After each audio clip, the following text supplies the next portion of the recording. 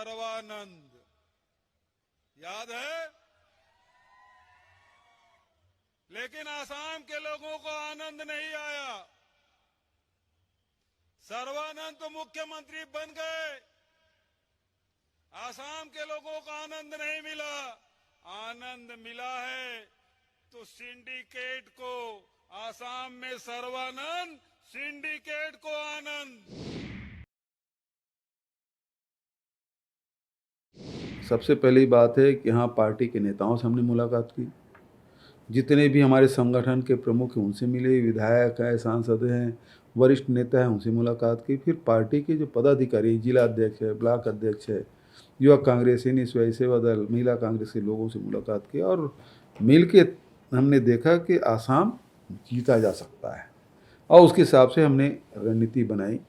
सब यहाँ के स्थानीय नेताओं के, प्रदेश के नेताओं के, जो राष्ट्रीय नेता हैं, सब मिल के रणनीति बनाएं और उस रणनीति के तहत चले। सबसे पहली बात यह कि जो कांग्रेस, भारतीय जनता पार्टी के जितने विरोध में जो दल हैं उसको एकत्रित किया जाए, एक उसमें सफलता मिली। दूसरा, हम कार्यकर्ताओं को इकट्ठा करने के लिए संकल्प शिविर का आयोजन किया। तीसरा, यात्राएं निकाली, विभिन्न अलग अलग यात्राएं हमने निकाली। फिर रैलियां भी की और उसके बाद बूथ मैनेजमेंट का काम हम लोगों ने लिया और उसके कारण से आज पूरे आसाम में कांग्रेस और महाजोट की सरकार बनने जा रही है।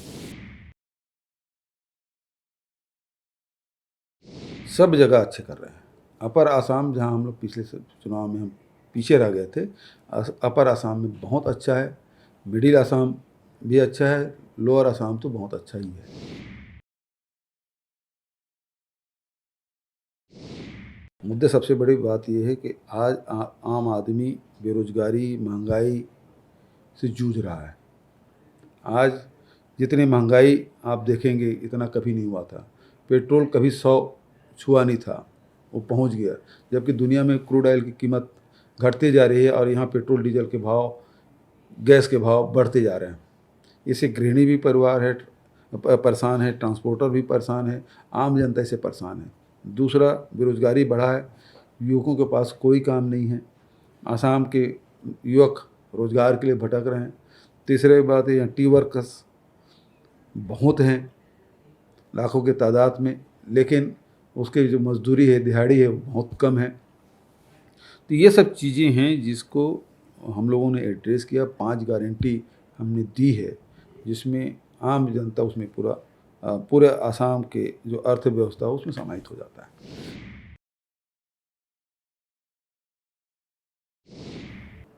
अब चैलेंज भारतीय जनता पार्टी के कुशासन को उखाड़ फेंकना, ये सबसे बड़ा चैलेंज है। आम जनता के हित, आसाम के संस्कृति को बचाते हुए यहाँ रोजगार पैदा करके आम लोगों के जीवन को आसान बनाना।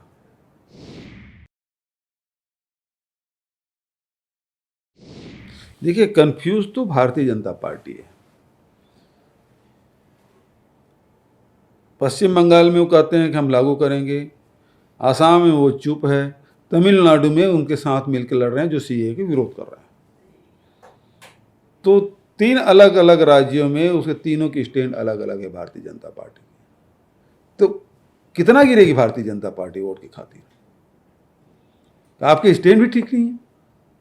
आप वोट प्राप्त करने के लिए चुप हैं क्योंकि हारने का डर है आपको, इसलिए आप चुप हैं। तो ये भारतीय जनता पार्टी कंफ्यूज है।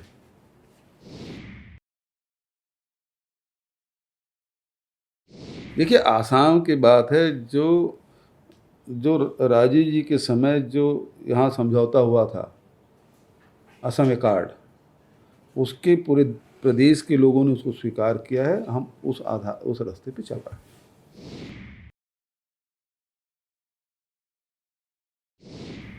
भारतीय जनता पार्टी को अचानक सपने से उठे हैं क्या? ये जब नौगांव में समझौता करके चुनाव लड़े, जिला पंचायत में गौरांग में आप समझौता करके चुनाव लड़े और राज्यसभा के समय जब आपने उसे वोट लिया, तब वो बुरा नहीं था, उस समय बहुत अच्छा था। और आज प्रदेश के लिए खतरा हो गया क्योंकि आपके विरोध में।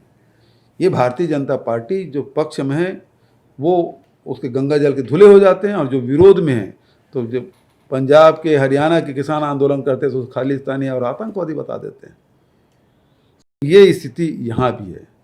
वो सुविधाजनक राजनीति वो करते हैं, और जो उसके साथ हैं उसको सही, वो किसी से भी सहयोग ले सकते हैं, उसमें कोई बुराई वो नहीं देखते। लेकिन जब वो नहीं मिलते तो फिर अंगूर खट्टे की तरह उसको बदनाम करने में भी पीछे नहीं हटते, और देश की जनता, प्रदेश की जनता सब देख रही है। कोई नुकसान नहीं होगा। सीए के मामले में सारे जो दल जो एकजुट हुए हैं वो सीए के खिलाफ एकत्रित हुए हैं, आसाम की संस्कृति को बचाने के लिए, आसाम को बचाने के लिए, यहाँ की पहचान को बचाने के लिए सारे दल एक हैं। सबसे ज़्यादा तो आसाम में हुआ है। आसाम में आंदोलन कितना हुआ सीए के खिलाफ, तो वो मुद्दा कहीं ख़त्म नहीं हुआ। हर रैली में, हर आम सभा में, हर जगह गोष्ठियों में सीए का मुद्दा तो उठ रहा है।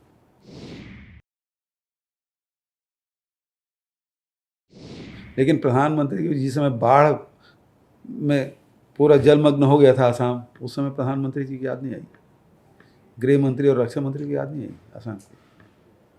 और जहाँ तक कि कांग्रेस की बात है, राहुल जी, प्रियंका जी, मुकुल वासनिक जी, जितेंद्र सिंह जी, सारे लोग तो यहाँ हैं, हम लोग हैं, लगातार आ रहे हैं, काम कर रहे हैं। अब भारतीय जनता पार्टी की स्थिति ये है कि 30 स्टार प्रचारक भेजे, लिस्ट दिए, और जो स्टार प्रचारक में जिसका नाम नहीं है वो आज यहाँ आया हुआ है। डॉक्टर रमन सिंह जी जो राष्ट्रीय उपाध्यक्ष, वो सूची में भी नहीं है, और यहाँ प्रेस कॉन्फ्रेंस कर रहे हैं आपके Dibrugarh. Don't forget to like, share and subscribe to East Mojo. For any queries, put them down in the comments section below and press on the bell icon for notifications.